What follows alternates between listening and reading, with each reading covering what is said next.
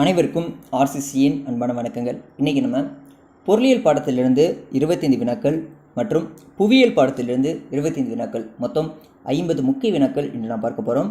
வாங்க வினாக்கள் பார்க்கலாம். முதல் வினா, ஆசியாவின் டெட்ராய்டு என அழைக்கப்படுவது எது? ஆசியாவின் டெட்ராய்டு என அழைக்கப்படுவது சென்னை. இரண்டாவது வினா, குழாய்கள் மற்றும் நீரிறைக்கும் இயந்திரம் பெருமளவில் எங்கு உற்பத்தி செய்யப்படுகிறது? குழாய்கள் மற்றும் நீர் இறைக்கும் இயந்திரம் பெருமளவில் எங்கு உற்பத்தி செய்யப்படுகிறதுனா கோயம்புத்தூர். அடுத்தது மூன்றாவது தினம், 2011ஆம் ஆண்டு மக்கள் தொகை கணக்கெடுப்பின்படி இந்தியாவின் எழுத்தறிவு பெற்றோர் எண்ணிக்கை எத்தனை சதவீதம்? 74.04%. நான்காவது தினம், ஆரியப்பட்டா எந்த ஆண்டு விண்ணில் செலுத்தப்பட்டது? 1975. ஐந்தாவது தினம், ஐந்தாண்டு திட்டங்களை பரிந்துரைத்தவர் யார்? ஐந்தாண்டு திட்டங்களை பரிந்துரைத்தவர் ஜவஹர்லால் நேரு. ஆறாவது தினம், பசுமை புரட்சி இந்தியாவில் எந்த ஆண்டு நடைமுறைப்படுத்தப்பட்டது? 1967. பசுமை புரட்சி எந்த ஆண்டு நடைமுறைப்படுத்தப்பட்டதுன்னா 1967. ஏழாவது தினம், பூமிதான இயக்கத்தை தொடங்கியவர் யார்?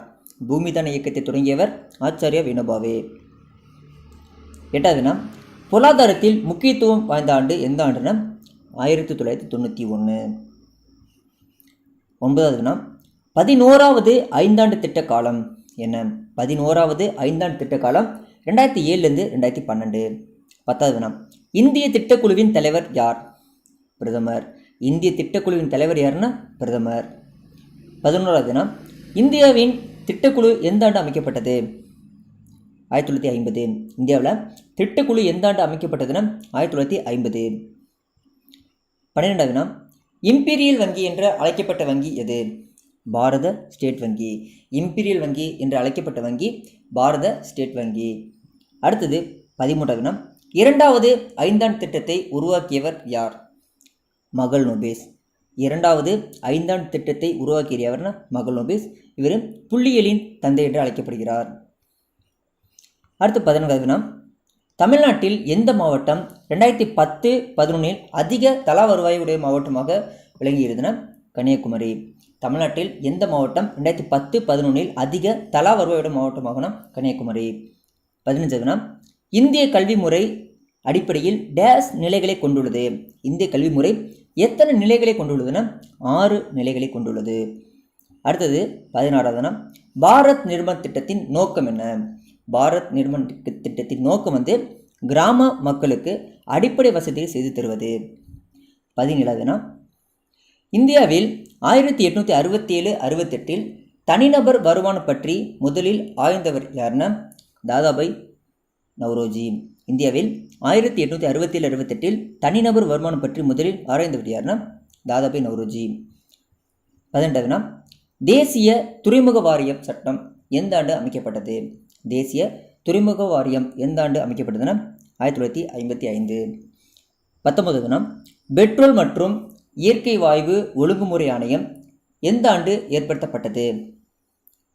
2006. பெட்ரோல் மற்றும் இயற்கை வாயு ஒழுங்குமுறை ஆணையம் எந்த ஆண்டு ஏற்படுத்தப்பட்டதுன்னா 2006. அடுத்தது 20வது தினம், கிசான் கிரெடிட் கார்டு திட்டம் எந்த ஆண்டு அறிமுகப்படுத்தப்பட்டது? ஆகஸ்ட் 1998. கிசான் கிரெடிட் கார்டு திட்டம் எந்த ஆண்டு அறிமுகப்படுத்தப்பட்டதுன்னா ஆகஸ்ட் 1998. அடுத்தது 21வது தினம், கீழ்கண்டவற்றுள் வருமான முறையில் நாட்டு வருமானத்தை கணக்கிடுவதில் அடங்காதது எதுனா ஆப்ஷன் டி, ஏற்றுமதி செய்யப்பட்ட பண்டங்கள் மற்றும் பணிகள். இதுதான் வருமான முறையில் நாட்டு வருமானத்தை கணக்கிடுவது அடங்காதது. அடுத்தது 22வது தினம், இந்தியாவில் பொருளாதார திட்டமிடுதலின் அடிப்படை நோக்கம் என்ன? இந்தியாவில் பொருளாதார திட்டமிடுதலின் அடிப்படை நோக்கம் பொருளாதார வளர்ச்சியை கொண்டு வருதல் தான். அடுத்தது 23வது தினம், மறைநீர் என்ற பதம் டோனி ஆலன் என்பவரால் எந்த ஆண்டு அறிமுகப்படுத்தப்பட்டதுன்னா 1990. மறை என்ற பதம் டோனி ஆலன் என்பவரால் எந்த ஆண்டு அறிமுகப்படுத்தப்பட்டதுன்னா 1990.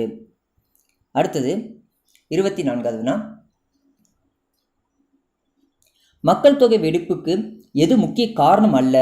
மக்கள் தொகை வெடிப்புக்கு எது முக்கிய காரணம் அல்லன்னு கேட்டிருக்காங்க. இது என்ன சரியான பதில்னா அதிக இறப்பு விகிதம் தான். ஸோ இதுதான் காரணம் அல்ல மக்கள் தொகை வெடிப்புக்கு. அடுத்தது 25வது தினம், இந்து வளர்ச்சி வீதம் என்ற பெயரிட்டவர் யாருன்னா ராஜ் கிருஷ்ணா. இந்து வளர்ச்சி வீதம் என்ற பெயரிட்டவர் யாருன்னா ராஜ் கிருஷ்ணா. அடுத்து நம்ம புவியிலிருந்து 25 வினாக்கள் பார்க்கலாம். தென்னிந்தியாவின் நெற்களஞ்சியம் என்று அழைக்கப்படுவதுன்னா காவேரி டெல்டா. தென்னிந்தியாவின் நெற்களஞ்சியம் என்று அழைக்கப்படுவது காவேரி டெல்டா. அடுத்தது 2வது வினா, தமிழ்நாட்டு மக்களின் 2வது முக்கிய உணவு பெயர் எதுனா சிறுதானியம். தமிழ்நாட்டு மக்களின் 2வது முக்கிய உணவு பெயர் எதுனா சிறுதானியம். அடுத்தது 3வது வினா, 2011ஆம் ஆண்டு மக்கள் தொகை கணக்கெடுப்பின்படி தமிழ்நாட்டின் எழுத்தறிவு சதவீதம் எத்தனை சதவீதம்? 80.09%. 2011ஆம் ஆண்டு மக்கள் தொகை கணக்கெடுப்பின்படி தமிழ்நாட்டின் எழுத்தறிவு சதவீதம் 80.09%. அடுத்தது 4வது வினா, இந்தியாவின் மக்கள் அடர்த்தியில் நமது மாநிலம் எந்த இடத்தில் உள்ளது? இந்தியாவின் மக்கள் அடர்த்தியில் நமது தமிழ்நாடு எந்த இடத்தில் உள்ளன? 12வது இடத்தில் உள்ளது. அடுத்தது 5வது வினா, தமிழ்நாட்டின் மொத்த இருப்பு பாதை நீளம் 6693 கிலோமீட்டர். தமிழ்நாட்டின் மொத்த இருப்பு பாதை நீளம் 6693 கிலோமீட்டர். அடுத்தது 6வது வினா, ஆகாய கங்கை நீர்வீழ்ச்சி எங்கு அமைந்துள்ளது? நாமக்கல். ஆகாய கங்கை நீர்வீழ்ச்சி எங்கு அமைந்துள்ளதுன்னா நாமக்கல்.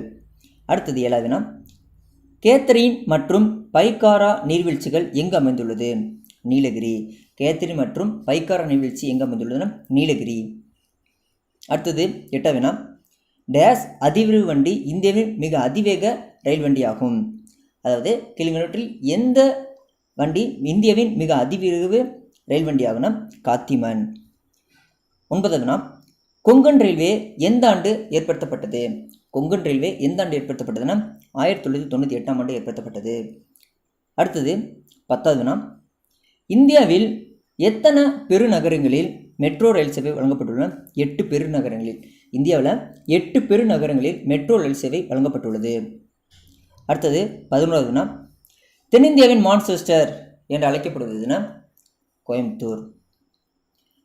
12வது வினா, இந்தியாவின் முதல் சணல் ஆலை நிறுவப்பட்ட இடம் கொல்கத்தா. இந்தியாவின் முதல் சணல் ஆலை நிறுவப்பட்ட இடம் கொல்கத்தா. அடுத்தது 13வது வினா, இந்தியாவின் முதல் அணுமின் நிலையம் எங்கு நிறுவப்பட்டது? மகாராஷ்டிரா. இந்தியாவில் முதல் அணுமின் நிலையம் எங்கு நிறுவப்பட்டதுன்னா மகாராஷ்டிரா. அடுத்தது 14வது வினா, தாமிரப்படுகு அதிகம் உள்ள மாநிலம் எது? தாமிரப்படுகு அதிகம் உள்ள மாநிலம் ராஜஸ்தான். 15வது வினா, நால்கோ என்று அழைக்கப்பட்ட தேசிய அலுமினிய நிறுவனம் எந்த ஆண்டு தொடங்கப்பட்டதுன்னா 1981. நால்கோ என்று அழைக்கப்பட்ட தேசிய அலுமினிய நிறுவனம் எந்த ஆண்டு தொடங்கப்பட்டதுன்னா 1981. 16வது வினா, உலகிலேயே மிக நீளமான அணை எது? ஹிராக்குட். உலகிலேயே மிக நீளமான அணை எதுனா ஹிராக்குட். 17வது வினா, இந்தியாவில் அதிக நெல் விளையும் மாநிலம் எது? மேற்கு வங்காளம். இந்தியாவில் அதிக நெல் விளையும் மாநிலம் மேற்கு வங்காளம். 18வது வினா, இந்தியாவில் தங்க இலைப்பயிர் எது? சணல். தங்க இலைப்பயிர் எதுன்னு கேட்டால் சணல். அதே போல் வெள்ளி இலைப்பயிர் எதுன்னு கேட்டாங்கன்னா பருத்தி. ஓகே. அடுத்தது 19வது வினா, இமயமலையில் 2400 மீட்டர் உயரத்திற்கு மேல் காணப்படும் காடுகள் எதுனா ஆல்பைன் காடுகள். இமயமலையில் 2400 மீட்டருக்கு மேல் காணப்படும் காடுகள் ஆல்பைன் காடுகள். 20வது வினா, சேஷாசலம் உயிர்கோள பெட்டகம் எங்கு அமைந்துள்ளது? ஆந்திர பிரதேசம். சேஷாசலம் உயிர்கோள பெட்டகம் எங்கு அமைந்துள்ளதுன்னா ஆந்திர பிரதேசம். 21வது வினா, பாக் நீட்சந்தி மற்றும் மன்னர் வளைகுடா டேஸை இந்தியாவிலிருந்து பிரிக்கிறதுனா ஸ்ரீலங்கா. பாக் நீட்சந்தி மற்றும் மன்னர் வளைகுடா ஸ்ரீலங்காவை இந்தியாவிலிருந்து பிரிக்கிறது. அடுத்தது 22வது வினா, தென்னிந்தியாவின் மிக உயரமான சிகரம் எது? ஆனைமுடி. தென்னிந்தியாவின் மிக உயரமான சிகரம் ஆனைமுடி. 23வது வினா, பழைய வண்டல் படிவுகளால் உருவான சமவெளி பாங்கர். பழைய வண்டல் படிவுகளால் உருவான சமவெளி பாங்கர். அடுத்தது 24வது வினா, இந்தியாவின் வடக்கு தெற்கு பரவல் எவ்வளோன்னா 3214 கிலோமீட்டர். இந்தியாவில் வடக்கு தெற்கு பரவல் 3214 கிலோமீட்டர்.